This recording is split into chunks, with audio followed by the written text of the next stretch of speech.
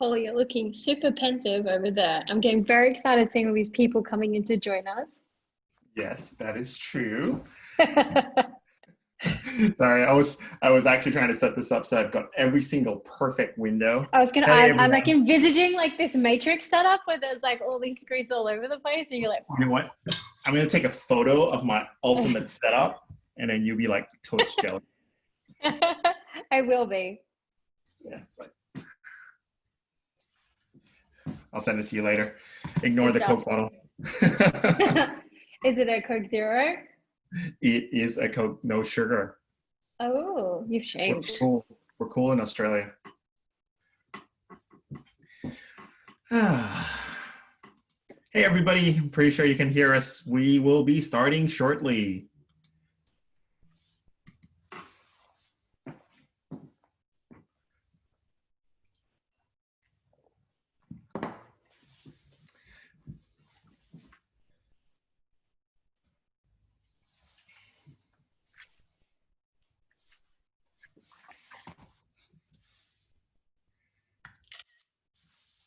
That's me taking a photo. Good thing you smiled.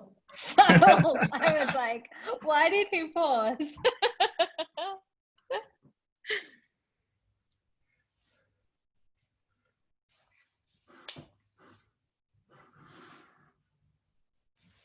No, too late.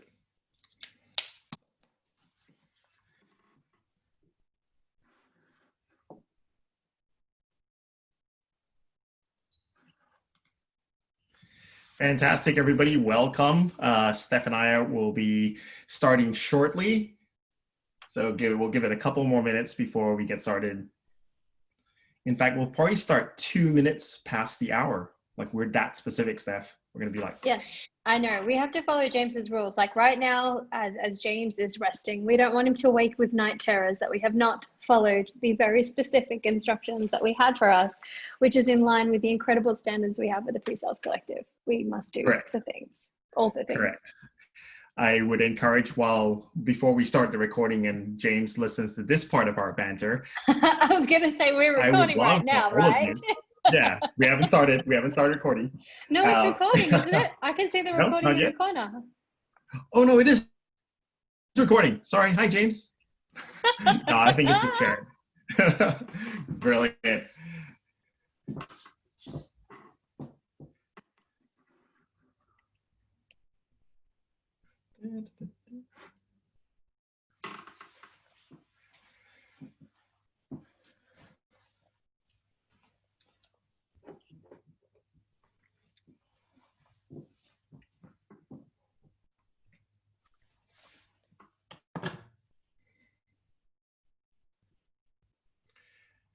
Fantastic. I think we might as well just get started because by the time I finish our banter, we would be 2 minutes past the hour.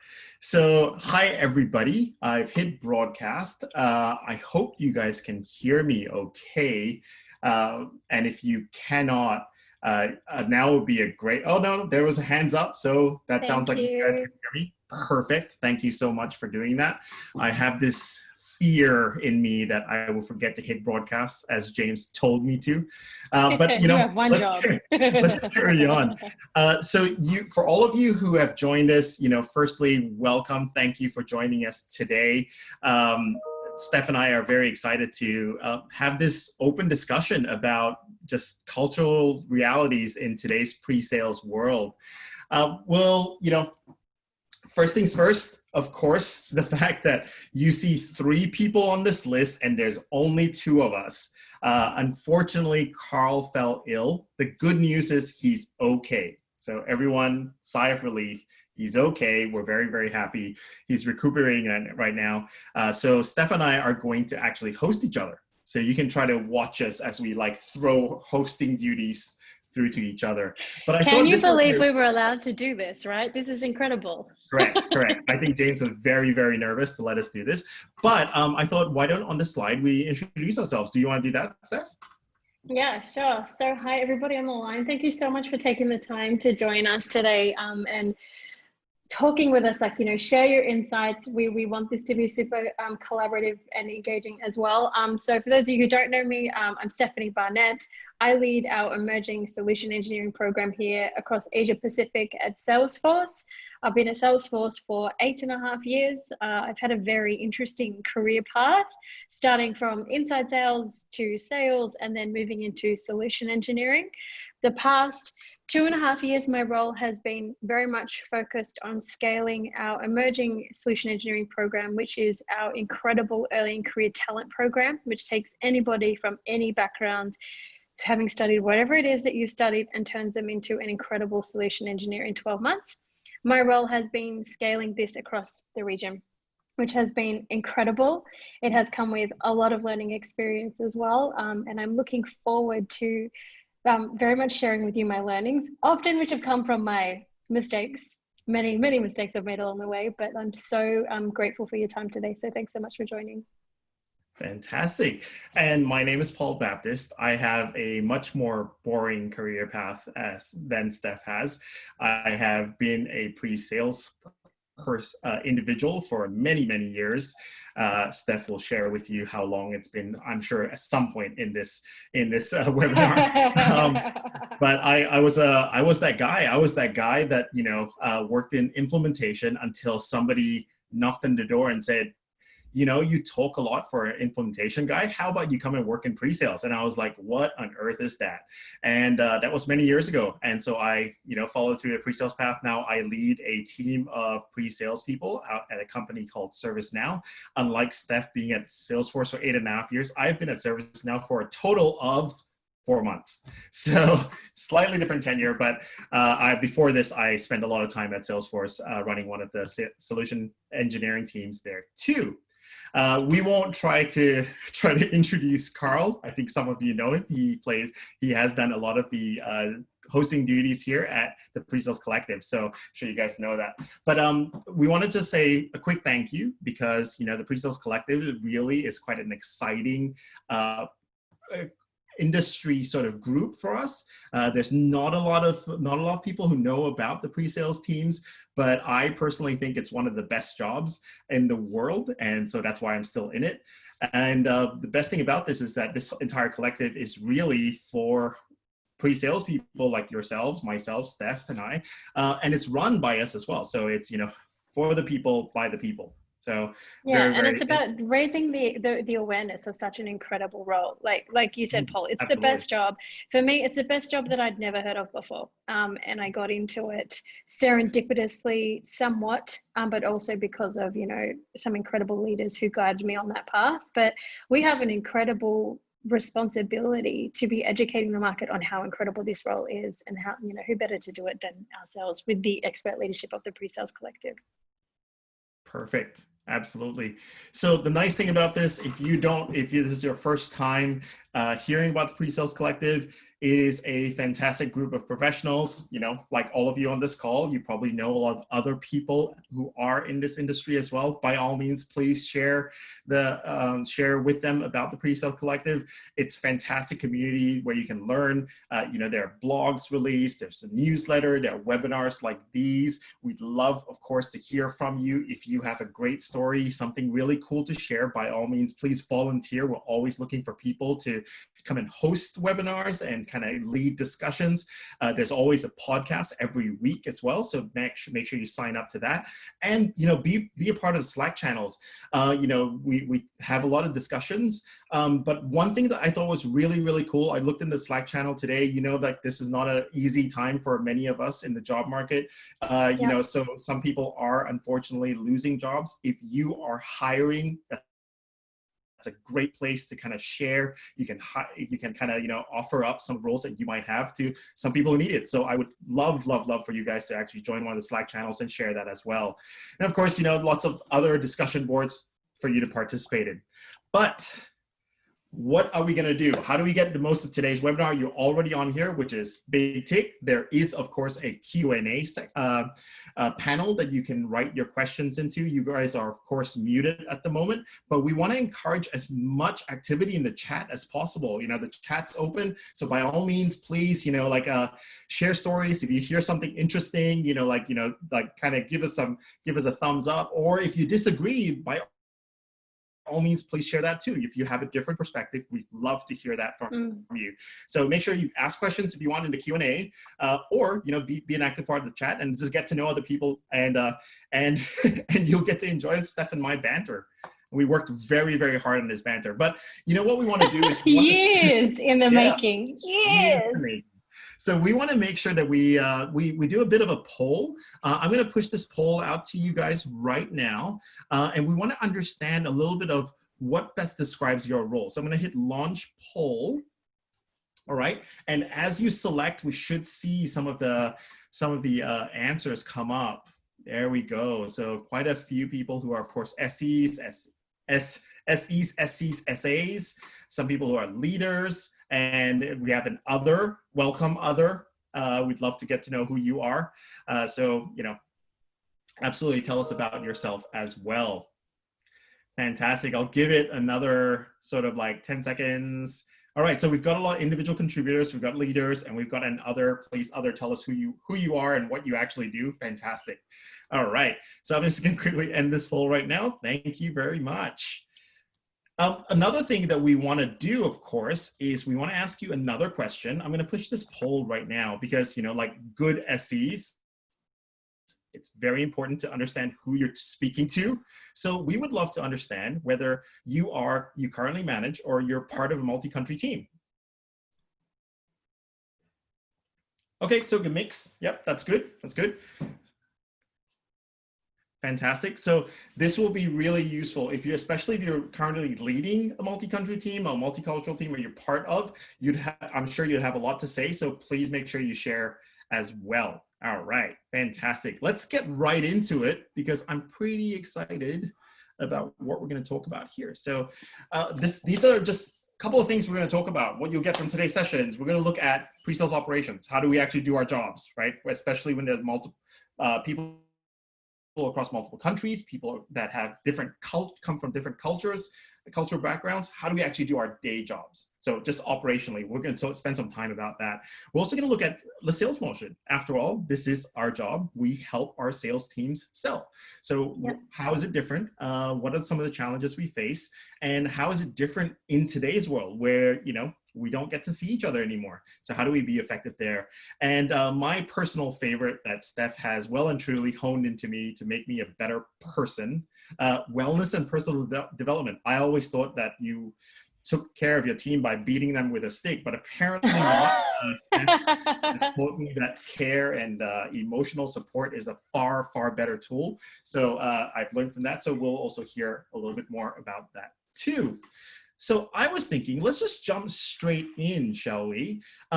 Hey, Steph, so what are some of the first things that come to mind, especially when you started leading your, you know, multi-country, multicultural team in this world? Like when this topic came up, what were you thinking about? What came to mind?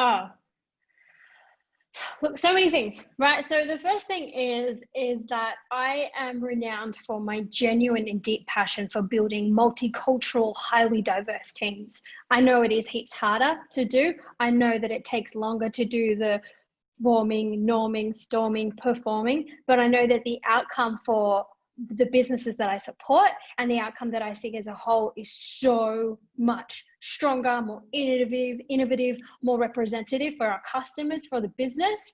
And so when I got the opportunity to actually lead a cross-cultural team, I was like chomping, like I was just so excited to do this.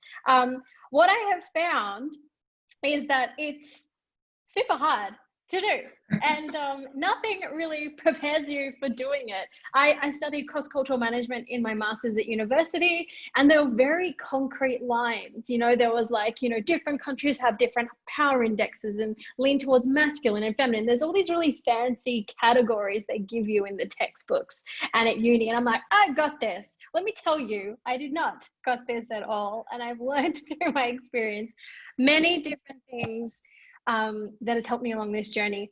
The first thing is what I find so heartening is that the people in my team, the people that I have had the privilege of serving, are genuinely and deeply curious about other cultures, and they're just looking for a way to connect.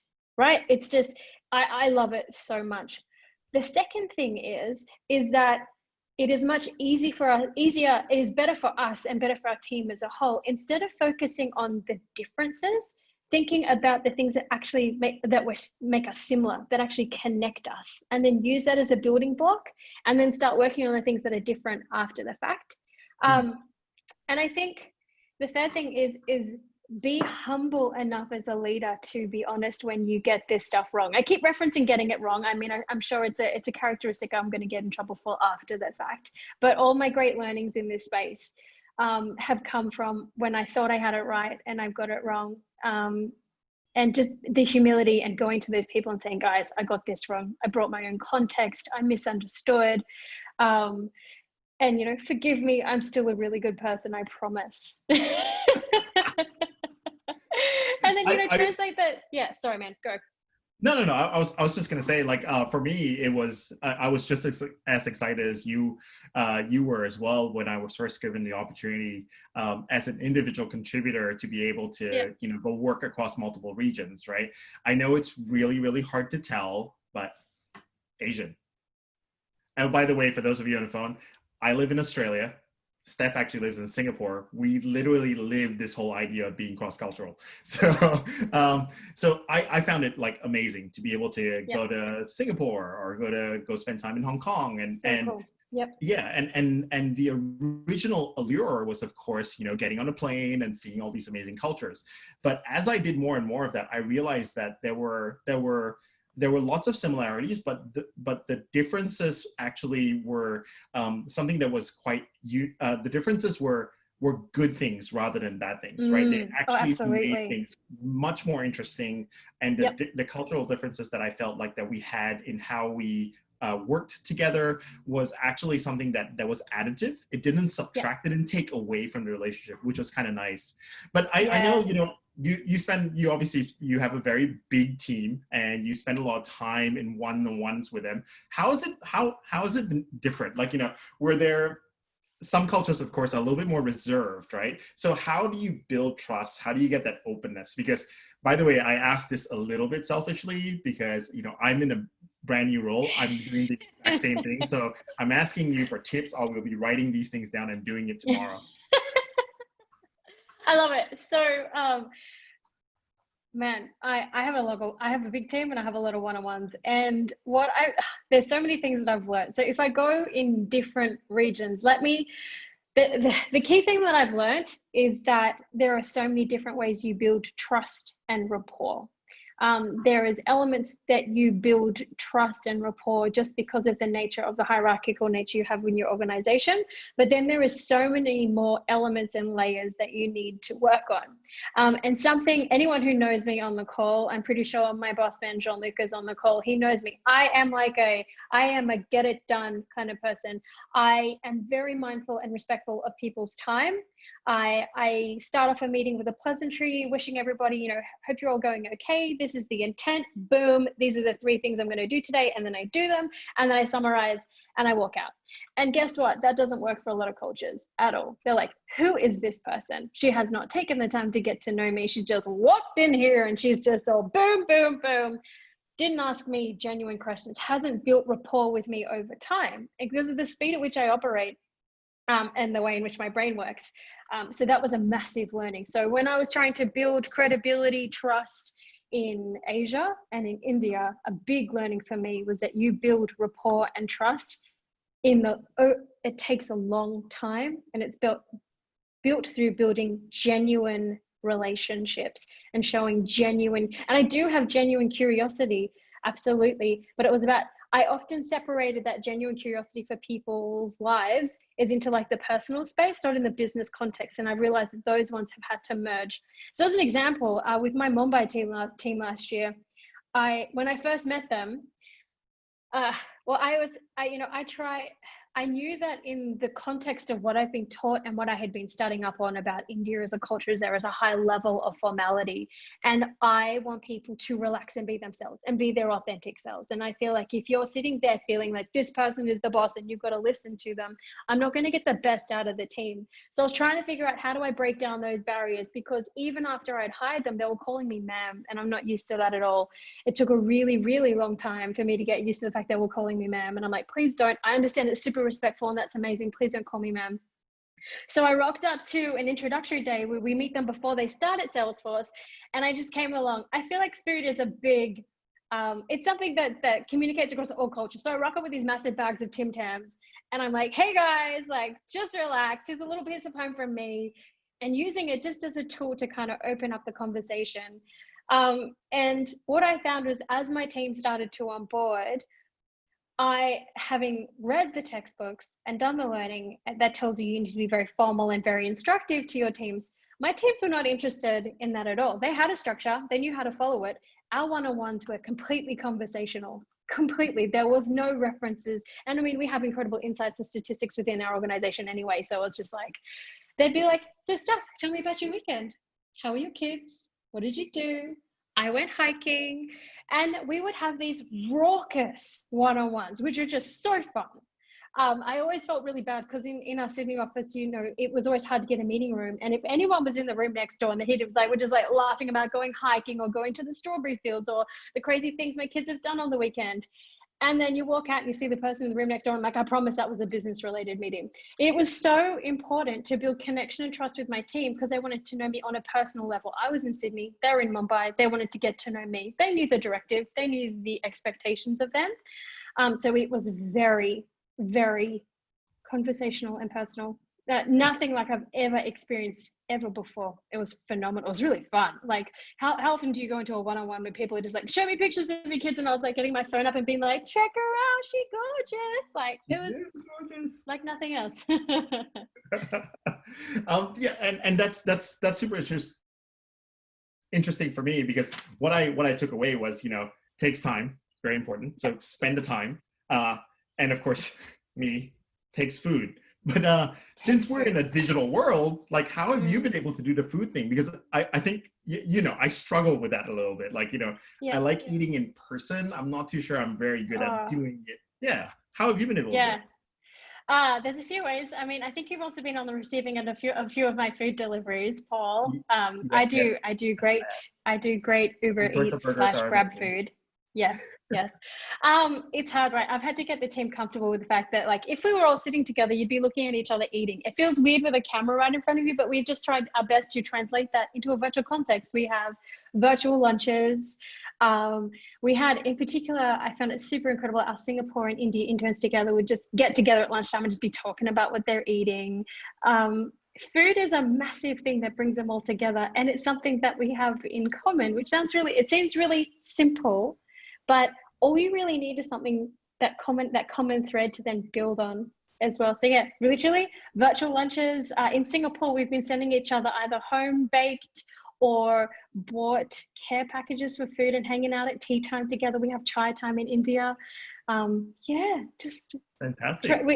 We've been all dying for this connection, right? It actually hasn't been as hard as I would have thought. If we were in an office trying to do this virtually, it'd be pretty awkward, but everyone's really keen. That's and you bring up a really good point. Like, when there's a group, traditionally, team meetings is when people, like, you always have the people where they're sharing a really cool idea or they're getting pretty excited. But some people are just going to be more vocal than others, and that's even more evident when it's cultural as well. If they don't speak the same language and so on, how have you been able to kind of like draw them out to make sure that every voice gets heard? Because it's important. Great question. Understanding, first of all, how they'd like to communicate, because I think we see that just as leaders in general, right? If you see where people sit on the introversion and extroversion spectrum, you need to figure out who are the people who are going to want to answer on the call, who are the people you're going to need to give them warning in advance that you want them to speak up. How do you give them the space on those calls to speak up and the confidence to do so? And how do you help them do it in an authentic way that doesn't make them feel uncomfortable, right?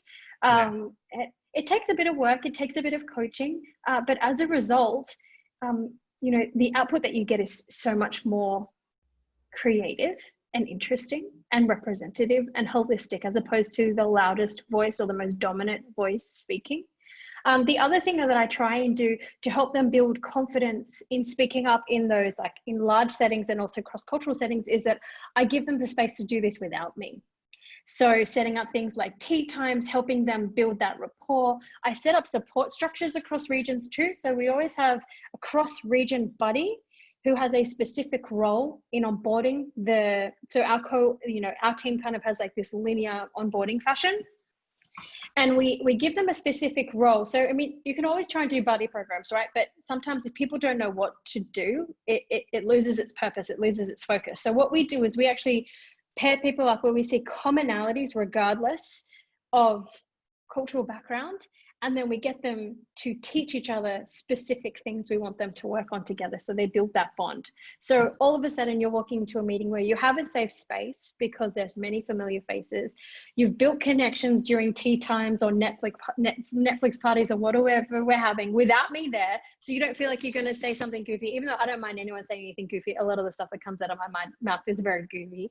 But yeah, create that safe space for them to actually do this and voice this, because and I completely understand it, but it is so important we elevate those voices. So important. And there's different nuances too, right? There's different cultural contexts that people bring in that they may not feel comfortable talking about in their own space. And then it's my role as the leader to hear those voices and then inject that into the conversation from my own voice, really, like be that representative that speaks for them if they don't feel comfortable doing it, which I'm more than happy to do, but I'd prefer if they felt able to do so, but that's not always the case. And actually when you and I were prepping for this call, you actually gave me a really good example of one of your people saying that even though she works out of Australia, because she didn't go to school in Australia, there was like a lot of difficulty getting the nuances, right? Oh, it's huge. I had massive learning with that. That was one of the biggest eye-openers I had as my first year leading this cross-cultural team. And so, like I said, like I feel so proud of this incredibly multicultural, multidimensional teams that we build. We are meticulous in how we do this. And I thought, yes, okay, everyone's going to have that challenge of, you know, everyone has that thing of like, why am I here? Why have you picked me? We all have different backgrounds, you know, what am I doing here? But when I looked at my team, I saw a highly multicultural team, you know, representation from literally all parts of the globe, not just across Asia Pacific, but all parts of the globe. And then I had one team member come to me and say, Steph, like, I don't know how to connect with the team. And I'm like, what are you talking about? You know, we're like the Breakfast Club. None of us fit in. That's the magic of it. Like, we are all so different and diverse. You just lean into the discomfort and try your best. And then she said to me, but Steph, they were all educated in some form in Australia and I wasn't. And I was like, whoa, because they have this shared context. They have those shared banter points.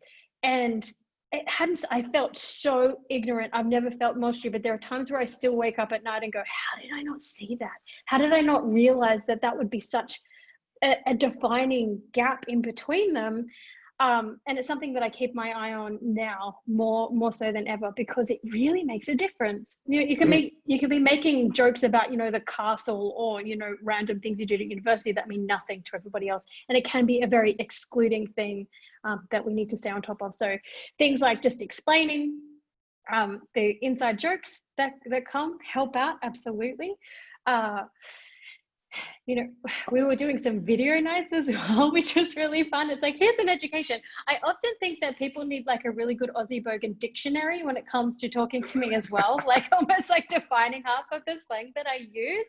But it's our job to help people feel comfortable with the uncomfortable reality that we are very different at the same time, even though we have one common goal. I'll never forget another moment I had with one of my SEs in India. So because of the nature of time zones, and this was when I was in Sydney, I had one of them message me and tell me about something fantastic they had done. And I was like, oh, sick. It was like 11 o'clock at night. I was about to go to bed. I saw it on Hangouts and I just responded. That didn't translate to India as a positive thing. That was not a like, woo moment. That was the opposite. And that poor person freaked out for a good 18 hours in between when I woke up and this person woke up. And I realized sometimes we really do need to take the time to explain these cultural nuances, and education is very important. We have internal capabilities to do so.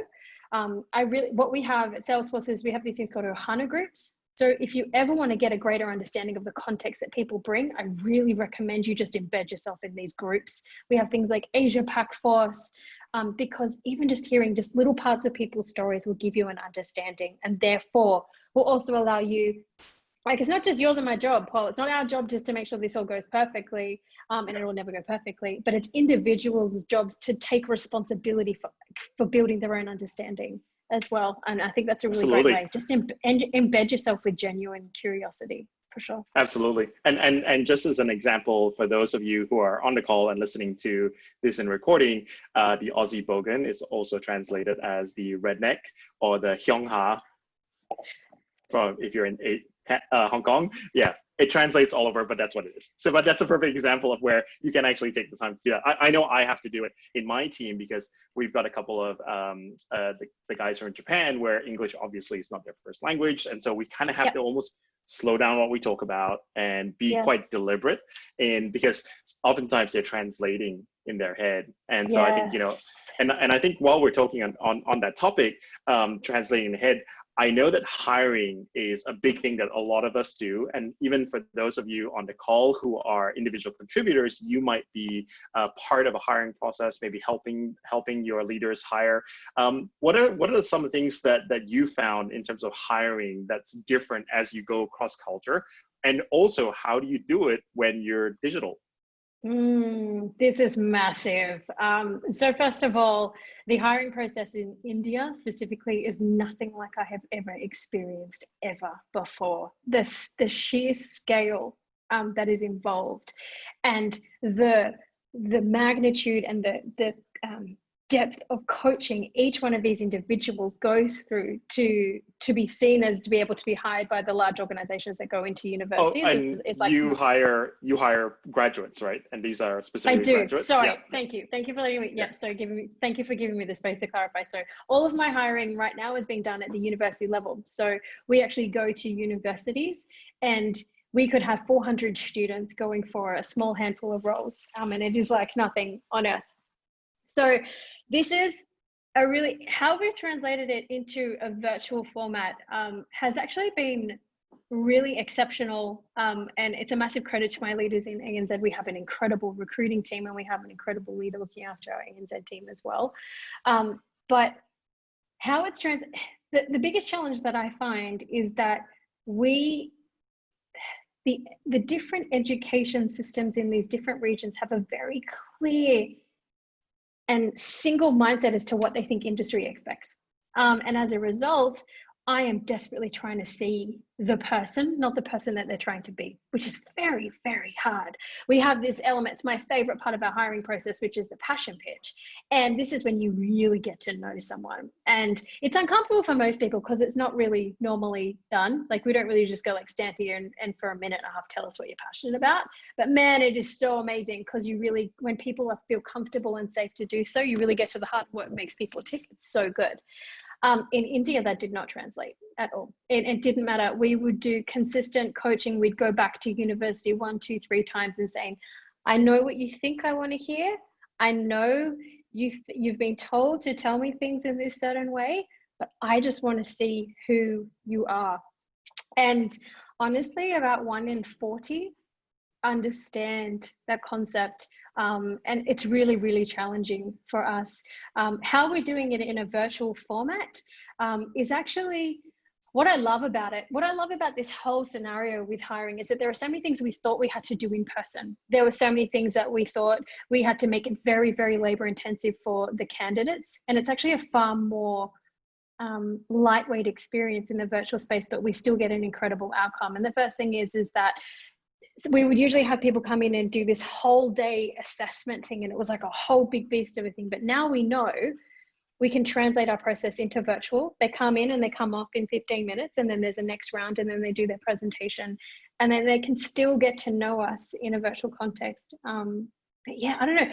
How has it changed? It's become more efficient. respectful of people's time, which I think is so essential with any kind of hiring process.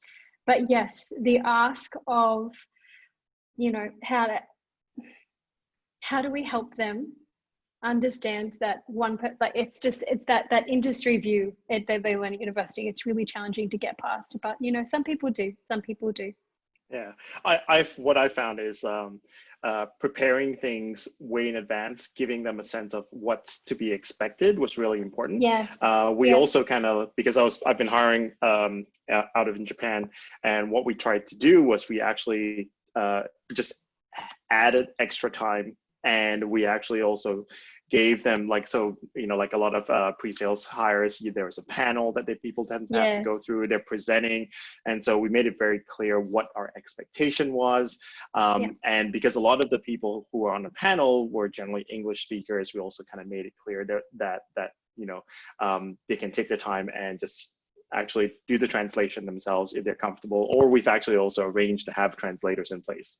So that's one of the things that I've actually found. Yeah, because I know that oftentimes one of the recruiters that works for us, she was very, very helpful, and she was actually saying like, hey, do you need someone who speaks, you know, who is bilingual and is fluent? And I thought for a second, and I realized that what's more important is for them to be comfortable in front of their customers. And my comfort shouldn't come first, right? And 100%. I think that's really important as a leader, that, you know, my comfort of being able to communicate shouldn't be, yes, it should be part of the equation, but it should not be one of the first things. And I think that's a really, really important part, because ultimately, as we transition to our next topic, which is like the whole idea of the sales motions, it's actually really important for us to understand that all of our hires, they're actually going to be, I just got distracted and lost my nice little screen. So you know what, I'm going to stop sharing. That's fine. Yeah. So yeah, we need to hire them to do a job. And of course that job is to go and sell on our behalf. So that's what we should be doing. That's what we should prioritize. But let's actually change tacks, and let's talk a little bit about sales motions, like the actual act of selling. Yeah, for sure. Now we have a very strong history, mate, of having these conversations in a very different place. And I know you have struggled during COVID, not being able to travel and see your customers. I can't even imagine what it is like to go from a selling motion where, you know, for those of you on the call, I used to travel a lot with Paul when we were doing events. And actually, I just want to touch on one point that you made there. The language, the focus on local language that has come out of COVID, I think is phenomenal. We've made our events in all different languages now because we're delivering them in a virtual format.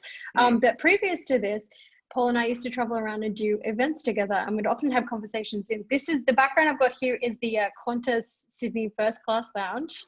Good fun. So I just want to make you feel comfortable because I know you're missing it. I know you're missing all your fancy things. Thank you.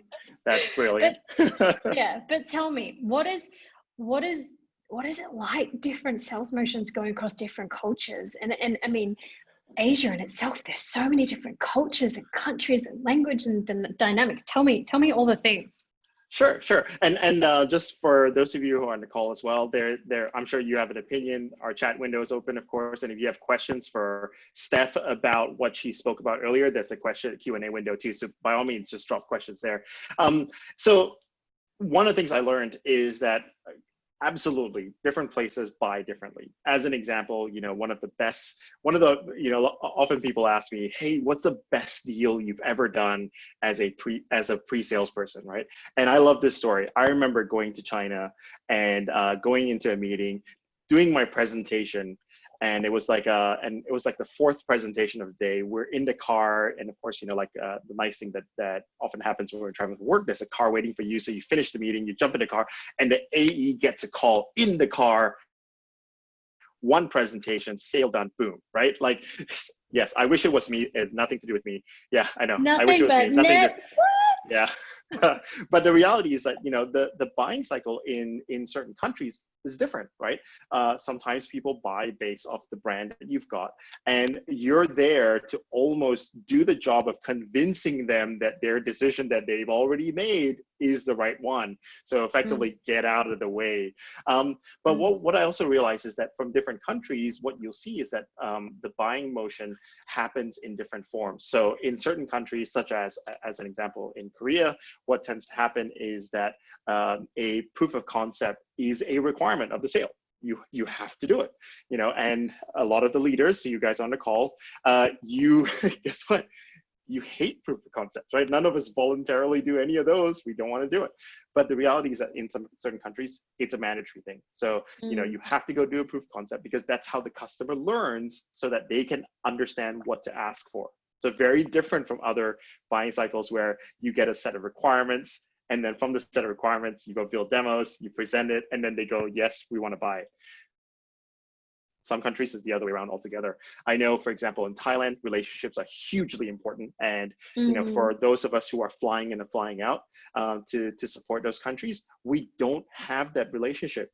And, you know, yeah, and we have to take the time to do it. So I think what's really important as a leader, and especially in this digital space, there is no option of flying in, flying out, right? Like you have to be able to develop the relationship online like this. You have to be able to understand that, you know, if you're speaking to someone in a different language, that the banter that, you know, you and I share may not necessarily translate. We have to be able to use simpler terms. So I think it's really important, number one, to understand what the buying cycle and the sales motion is like in different countries. And by the way, happy to talk to you guys separately or in the Slack group about that, and we can share ideas. But so first thing, understand that. Secondly, understand how that's going to translate in the digital world. And then thirdly, how do you share ideas and communicate in a way that can be translated easily in this digital form as well, especially because there's nuances in pronunciation. There's also different tones, and guess what? Like digital things, the quality isn't as good, and sometimes you mishear people. So yeah, very, very important to do that. But one of the other things that I found that's super important is this idea of discovery. Like, you know, it's a big part of what we do, right? Like we've all, by the way, all the pre-sales leaders in the room will probably know, we've made a rule. No disco, no demo, right? No disco, no demo. We insist on that. But in certain countries, that's not an option. In certain countries, the process is that the customer wants to see something so that you have to earn the right to get the discovery. So, you know, as a leader being in Australia where I can like stomp my foot and go, no disco, no demo, that doesn't translate when it goes to other places. So, you know, having that flexibility is, I think, really, really important as well. Yeah. What have you kind of seen? Because your team kind of is moving into their first sort of pre-sales selling cycle role. Have you kind of seen anything different on your side? Definitely. So again, and there's two things I want to cover here. The first one is that we need to be very mindful that a solution engineer in Australia is very different to a solution engineer in Asia and in different markets within Asia and within India too. And we need to ensure as leaders that we are acutely aware of the markets that we are supporting, not just these preconceived notions and the philosophies that we have ingrained in ourselves as leader from mature markets. It just doesn't work. I had one of my SEs go to Vietnam, and in my program, we're very clear on expectations. Like you said, no disco, no demo. You know, when you're in the meeting, you know, the demo is like the wow moment at the end. And he flew to Vietnam for multiple customer engagements. He's like, Steph, I didn't demo at all. It was not about the demo at all. It was about conversation. It was about small bits and pieces that we would think in a different market was not the kind of conversation that was going to lead towards a closed deal, because it was just kind of like very detail focused, not at the higher business level, anything that we would expect to see. So I consistently am trying to evolve my thought process to what makes an SE in these different regions as well, because I think it's super important. But what I also love about that is having a remit that sees them all. I see it's really important to build up all of our SEs with this ability that it's not just about the demo at all. We love the demo, right? We love the spirit fingers moments and like showing all the things and being like, boom, I'm going to solve your problems, and boom, it's going to be amazing. But sometimes it is far more important to have those relationships and that trusted advisor, that genuine, I know we bandy the term around a lot, but that genuine trusted advisor, like the customer just wants to believe and know that you come with the background that they can trust in what you're saying. The shiny demo at the end actually isn't the compelling event at all, which I find so fascinating, but also very heartening too, right? Because that is a skill that cannot be replaced. Like I don't know how to say it in any other way. Really the human aspect cannot be replaced, which I think is exceptional. So I want to talk about one more thing around the sales motion things, because there are some questions coming up, and I think generally the conversation is around, I think most of you want to understand a little bit about like, how do we get people to open up? How do we get people to how do we connect with them from an emotional level? So we'll touch that, because the very next thing is awesome all questions. about that. So I'm going to touch on one more thing, and then we'll transition to the next conversation, because I wanted to touch on this idea of the fact that I don't know if you guys know this, but workshops are all the rage now. Like apparently everything's a workshop. You should do a workshop. Now, especially how do you in the virtual do it? space. Yeah. Correct. Right. It's so easy to do a workshop. So I thought like we should take some time and just maybe discuss like, you know, what are some of the cool things you can do. Now, I'm not going to talk about it from this perspective of like what tools are out there to do this digitally, but more around the idea of how do you run this when you're in a digital space and you've got 3 or 4 or 5 people from different countries, some of whom are very comfortable opening up, some of whom are very, very conscious of hierarchy, and some of whom basically going, it's not my first language, how do I share an idea? So Steph, I know you touched on a little bit on that already about like how to draw people out. But one of the things that I've been able to see is that it's actually a really good thing to do this in a digital world, because guess what, guys? Digitally, it's easier to hide. And so for the people who are not this is interesting. Right, it's very easy to hide. So for the people who are not as comfortable, you know, standing in front of a group of people in a workshop, you know, so you know the traditional workshop where you're standing in front of a whiteboard and you're drawing things. The digital world is amazing. So I personally have taken it upon myself that says, once we come out of this, which I believe it will be soon, once we come out of this, I will still probably do this. Because if you think about it, you know, for countries where hierarchy plays a big part. So I know as an example, if you are working in Asia and you're from a more traditional business where, you know, subordinate doesn't have a vastly different idea from a manager, that sort of thing. Well, guess what? In a digital world, that workshop space, it's easier to do, because now you can have things like, you know, digital whiteboards that people can write ideas on. It's generally quite anonymous so that people can put ideas up there. They can share their thoughts, they can disagree, and it still has that anonymity. I'm not gonna try. It can be anonymous. Anonymity. Yes, you got it. That's it. Nailed it. That one. So consider that as well.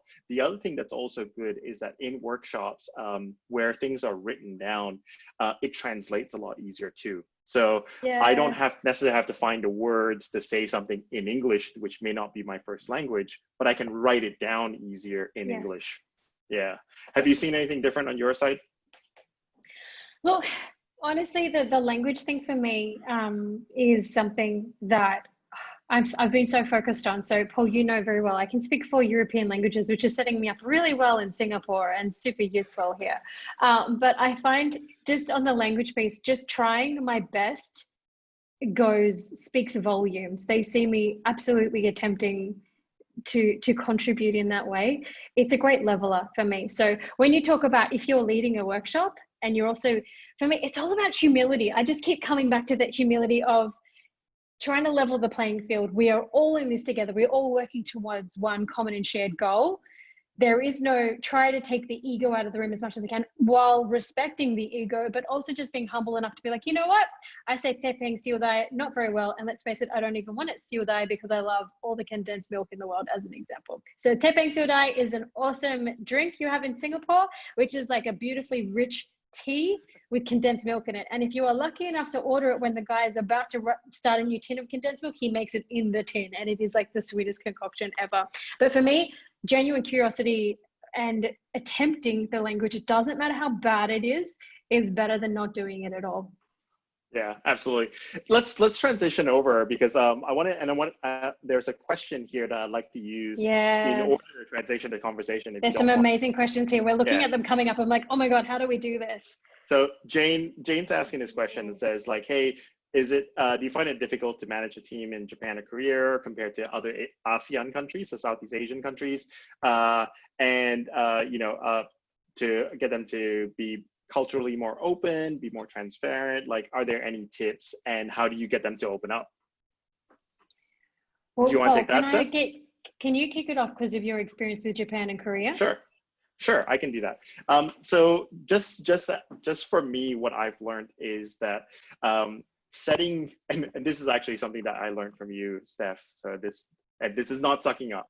This is not sucking up. I want to lay this out. I learned this from you. I sat in a team meeting that Steph did. I think this was probably about 2 years ago. And in your team meeting, you did a session where people could talk about themselves for a little bit, and they talked about something that they were grateful for. I started doing that in my team. Guru. Yes. Yeah, thank you. Yeah. Steph also comes up with like brilliant names like Grateful Guru. I did not use that name, but yeah, I used that in our team meetings, and that was, so the simple thing to prep was to say, hey, just tell me something that you're grateful about. And so, I was hearing things like, I was grateful I could have a run this weekend because Japan is not in lockdown. I was hearing that I'm grateful that my 18-year-old daughter has made it into university, and I'm like, yes, right. And so this was one of the really nice things, because if you think about it, when you ask someone about what they're grateful for, 9 times out of 10, it's not about work. It's about their personal life, it's like, so you've asked a question that where it's inevitable that they will talk about their personal life. So I think that that's a nice way of kind of like tapping into that a little bit. Yeah. What have you seen? What other ideas can I steal from you now? I think you've really hit the nail on the head, in the fact that it's about, you've got to figure out what is that at the fundamental level of all of us, regardless of the cultures that we come from, that ties us together. And often it is giving them that psychologically safe space to share those feelings of, the things that bind us all, family, in whatever format that it takes, food, relationships. How do you look after yourself? How do you rest and recharge? Like, there are things that we all do across all the regions. Focus on that first, get some quick wins there, figure out a way in which you can use that to get everybody together. So we, I know we've got the wellness slide on the screen right now, but never did I, and also a lot of leaders didn't think I could pull it off either. Never did I think I could get all of my team from all across each of the regions to get together to do a workout together with the cameras on. But we have a team who was so very focused and really had that joint passion for looking after themselves. And this was pre-COVID, and also during, and in COVID right now. It was just, you got to figure out those little things and embed it into your team culture, embed it into your DNA, and flex it all the time. And creating that safe space, having that culture, having almost like that another thing, this one's amazing, I just thought about this, the whole operating manual exercise, Paul, do you know that? It's about how you help. And there are different ways of thinking of how you can use this operating manual, but basically how it is, it's a description of who I am, what I care about, what drives me. And what I love in particular about the operating manual is there's a question that says, so it's just a document that you create and then you share with one another when you are ready. But you also talk about things like, what does it look like when I am stressed? And what is something that is often misconceived or misconstrued about me as well? giving people that space so that you share it one-on-one, like individuals. And I shared it as a leader. My operating manual is like literally like, open the curtains. This is Steph. This is everything. And for me, it's because it's so important for me to be transparent, to be open, and also share with people that, yes, I am a human who cares deeply about my family, the life I'm creating for, you know, my family. I'm like, what do I care about? I care about my family. I care about creating a beautiful life and ensuring that all of our needs are met. And I feel like when you kind of take down all the layers, that whether it be cultural, whether it just be personal, we all put layers over the top. But if you kind of put that out there, that it's safe to share with me these things, it's valued, and the diversity of thought and process that you bring is so incredibly valued, I find. That helps people come out of their shell a little bit. And what you can do is, if people feel comfortable, is then get them to present it to others in the team as well, to help them come out of their shell. Yeah, totally. I hope that helps with your question, Jane. Yeah, no, I definitely like that. So it sounds like the teams who sweat together stick together. Is that how? Yeah, sort of exercise together. That's a nice one. Well, I was waiting to use that line. I was going to say, you were definitely my pilot for, instead of, you know, when execs were coming to town, you know, there's the old school option of going and having drinks, or I can take them for spin and dinner, and you did not complain. No, I did not complain. I can just did it. Also, probably because I'm just terrified of you a little bit. Yeah, you're just gonna do what I say, man. So okay, so let's take another question, because I think this one's pretty good. These questions are amazing. I keep looking at them. So Kishore, sorry if I mispronounced your name. He says, while trying to understand cultures, what role does empathy play? And I know you talk so much about humility, but how is that, you know, is there a difference between empathy? What are you thinking, Steph? For me, empathy is about putting yourself in that person's shoes. And if you can't do that because you don't have enough information, you need to approach this with genuine curiosity and open-mindedness. Because there are sometimes when people come to me and bring to me things of a very personal nature that is very normal in their own cultures, which is very confronting for my own, my initial response is going to be like, oh my goodness. But like, no, it's cool. I'm not looking for your help on that. I'm looking for your help on something else. So empathy plays an enormous role. You cannot make assumptions. You cannot make sweeping generalizations. You can't put yourself in someone else's shoes unless you've genuinely tried. And I feel like as a leader, I do genuinely try to do the same as well. You know, and not just because I've moved myself over to the region because I wanted to get to know the region so much more, but getting to know other people outside of my team to get context, and building those deep relationships helps me have that empathy. Because I'll bring my own lens and I'll think someone is being in one way and they're not. It's cultural, and I will miss something enormous unless I take the time to actually understand. Totally. Yeah. No, I totally agree. Now, I just wanted to, because personal development is a big thing, right? Like, you know, it's one of the cool things about being an SE. Like, we get paid to look after ourselves, man. So good. Literally, like, we get to do all the cool stuff. We get to learn about whatever we want. And so that's a big part. And I think, you know, whether you're an IC, whether you're a manager, you know that like the learning and the personal development part is actually what you really love, right? And the other stuff just pays the bills. But so learning is one of the big things that we expect our teams to do. And how have you been able to encourage learning in this way where you know you can't just see what people are doing? You're kind of disconnected a little bit. What tips can you kind of share about how you've been able to make sure that learning is still happening? So again, bringing my context of working with early in career talent, I think they've come out of university and they were just told to consume and then spit out that information and put it into the course outline or what is expected of them. So there's a lot of elements of unlearning that I need to do. Sorry, I've just got that question there. Oh my goodness, so many amazing questions coming through. I'm like, how do we even answer this? So there's a whole lot of unlearning that I need to do with my team, first of all, of like, I want your growth mindsets. I want your unique perspectives. I'm not looking for you to race. A lot of my SEs, if they're listening to this, they'll be like rolling their eyes right now when I'm like, do not race through this. Take your time. This is how you build a strong foundation to make yourself an incredible SE. I know the certs don't race. You know, we get them to do certifications. Absorb the content. This is the foundation that makes an incredible SE, that you have to know your stuff. And a lot of it, I've had to teach and And from the conversations I've had, it is definitely a function of the drive that they have at universities, which is rightfully so. The majority of the industry loves it, you know, but in terms of, for me as a leader, I'm like, no, I want those beautiful, juicy minds that think differently and bring different perspectives. I don't want people just to tell me what they think I want to hear, as an example. So there's been that side of it. It's the take the competition out, understand and deeply learn what I'm asking you to learn. I'm never going to waste your time with things that I want you to learn.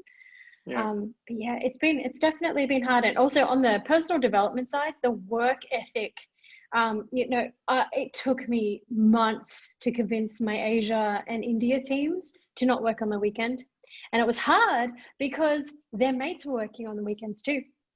So it was almost like an expectation in the culture. And then some of their mates would almost make them feel like bludgers. I'm trying to think, I'm like, as I'm speaking, my Bogan dictionary is going, change that word. Their mates were, their friends were telling them that they were being lazy. And sometimes their parents were saying like, what do you actually do? You're not working right now on the weekend? What's going on? And that was really challenging for me, because one of the biggest concerns I have is burnout.